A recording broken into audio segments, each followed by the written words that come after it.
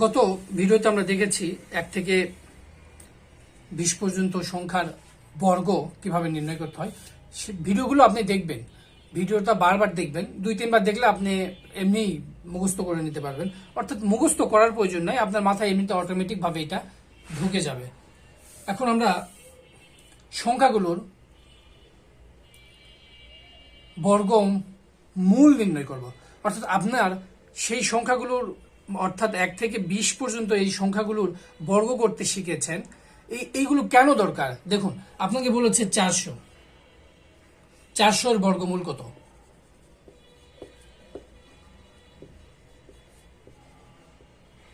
আপনি সরাসরি বের করতে পারবেন না। 400 আমরা কি জানি, এটার বর্গমূল মানে এরকম। আপনি এইভাবে লিখতে পারেন কিনা? কারণ আপনি জানেন 400 সমান 20 স্কয়ার, অর্থাৎ 20-এর উপর পাওয়ার 2। আপনি কি জানেন 400 সমান 20-এর উপরে, কারণ আমরা পড়ে আসছি 20 স্কয়ার ইকুয়াল টু 400, তাহলে 400 সমান 20 স্কয়ার।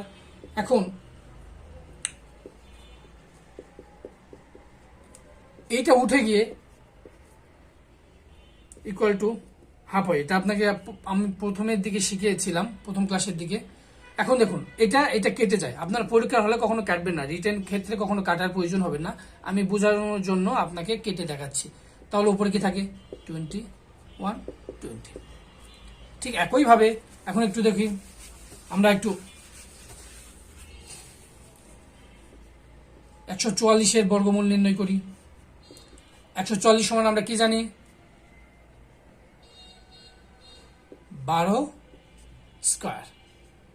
12 স্কয়ার বর্গমূল। একইভাবে 12 স্কয়ার, রুট উঠে গিয়ে হাফ, 2 এটা কিন্তু গুণ হিসেবে থাকবে, 2 কেটে গেলে থাকে 12, তাহলে 12। আবার যদি এখন আপনি 256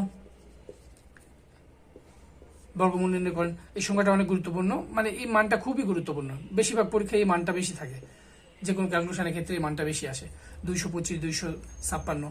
আমরা 256 সমান কি জানি? 16-এর উপরে বর্গ সমান 16। 2 বাদ গেলে 16-এর উপরে কি থাকে? 16।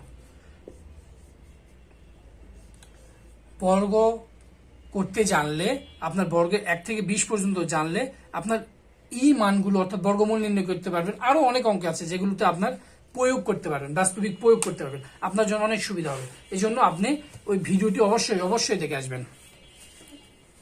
ভালো থাকবেন সবাই, সুস্থ থাকবেন।